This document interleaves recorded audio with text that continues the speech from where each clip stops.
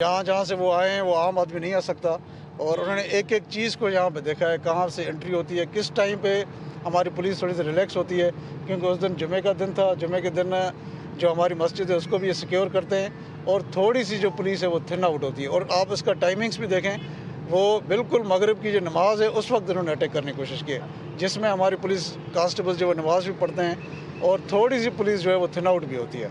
आप इससे भी अंदाज़ा लगाएं कि जितनी भी पुलिस का रिएक्शन हुआ केपी ऑफिस ने किया है, फर्स्ट रिस्पॉन्डर उन्होंने किया। जी हाँ, उस वक्त भी रूट लगा हुआ था, और पुलिस की जो पीएसएल की मूवमेंट थी वो बिल्कुल बेहतरीन तरीके से हुई है उस वक्त भी।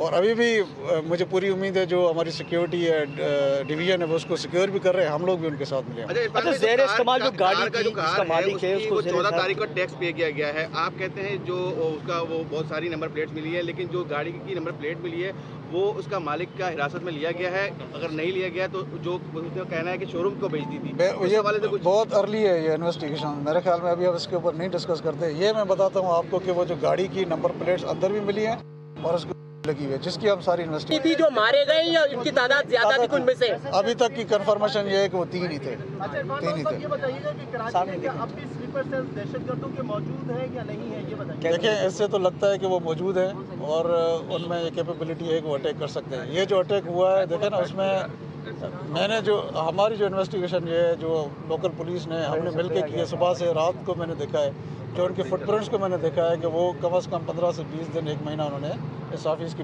रेकी की है।